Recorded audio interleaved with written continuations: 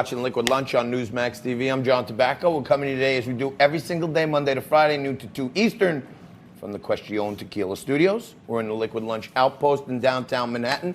I usually say right down the street at the New York Stock Exchange on a Monday.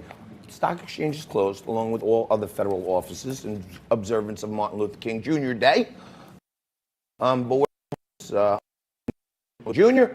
and bringing you the best of the best. We bring you the money guests even when there's no market open. And Erin Elmore is the top of the money list as a guest goes. Hello. Hi, how are you? Welcome back to Liquid Lunch. Thanks so great to have you back. I brought my liquid today. Thank God. What do you got there? Let's talk about this. This is champagne in a can. Oh, all right. Champagne in a can with a straw, so it makes you feel like you're like healthy drinking juice. All right. Okay. But instead, it's just, you know, a little champs. I like it. A little champy. champy. Nobody. Well, now, as your kindergarten teacher, I'm sure, said to you at one point or another, I hope you brought enough for everybody. Yeah. There's one in the back. Can I have a cup, Patrice? Because I want to test out this champagne I'm going in my a black can. purse over there. I don't know Getting about the other one out of my black purse. champagne in a can. It's got even a bendy straw too, which makes it even cuter. So. But you are the champagne of guests in my book. Thank you. That's for sure. And you know, you're a noted attorney. You're a great commentator. You know all things politics and otherwise. But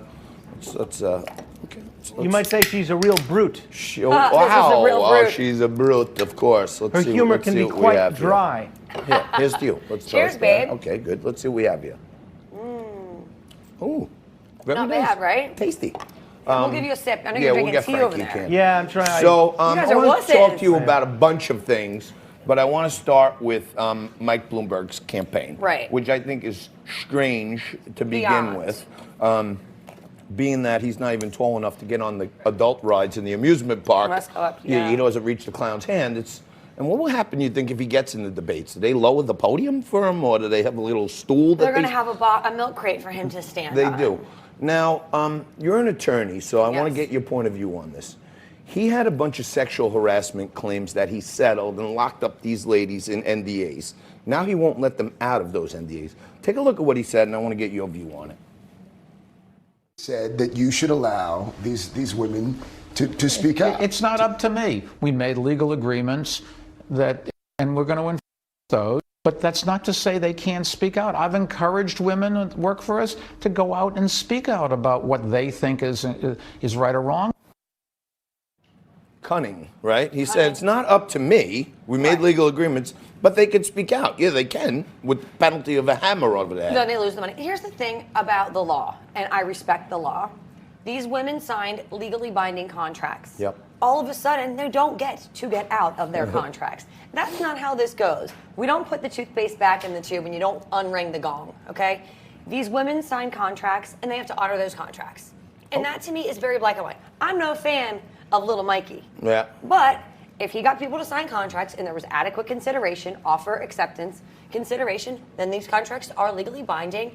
And that's just, he's 2 feet tall, so it's too bad. Well, I see Donald Trump has turned to calling him Mini Mike. That's Mike. his, That's a that's good his new one. thing, Mini Mike. I like Good that. one. But let me ask you this. When you're running for president, you want to be the president of the United States, they're always talking about Trump. We want his tax returns. We Right. want all this other stuff. If he has nothing to hide, right, he can easily let them out of those NDAs, right? He could say, hey, go ahead, you can talk. Yeah, he could. He could. He certainly could, but as his lawyer, I would tell him not to bother. Yeah, I'm with you on that. I mean, listen, he's worth $60 billion. He can throw money at a few problems and make them go away. Yeah. And that's how the world works, and that is part of capitalism, right? Yeah, there's no doubt about that. All right, I want to get to quick Gary Cohn. Can you stay for another segment? I'll with be us? here. I Okay. mean, we have All right, champagne. We got the champagne. Champagne will travel. The economy, which no one in the media wants to talk about, is No. raging, okay? Lowest Destroying. unemployment, household income's up $5,000. All these great things. Interest rates are at bay. It- We're not, like, inflation is Easy not on money, the radar. easy money's flowing. There's no inflation out there. Take a look at what Trump's former chief economist said, Gary Cohn. Economy is strong and continues to be very strong. The U.S. consumer is very strong. If you look at what's happened in the last couple of years with tax reform, we have put more disposable income in the hands of the U.S. consumer, and the U.S. consumer is outspending it. So then why is the president and the man currently in the job he once held, Larry Kudlow, continuing to criticize the Fed chairman? I'm not worried about interest rates right now. I think our interest rate policy is in a good place. I think the consumer's in a good place, and I think the U.S. economy is in a good place. What do you think? I mean, I'm certainly not going to try to say I'm smarter than Gary Cohn, but Right. everything he said is accurate. And then all they can say on the news is, well, pointing the finger, well, he attacks the Fed chair. Well, That's the best they can get. yeah. You know, whenever, It worked. You know, we're We talking got about to loosen the rates a little more, That's so that true. worked. Today's a very important day for African Americans. African American unemployment is at the lowest it's been in the history of the United States. That's right. That is a wonderful and beautiful thing, and that is directly attributed to our president, Donald Trump. All right, Erin Elmore is going to stick with us. We're going to bring some of this stuff up with Kimberly Guilfoyle, who's going to join us in hour 2. You stay right there. It's a special Money Monday edition of Liquid Lunch. Take a quick break. Back after this.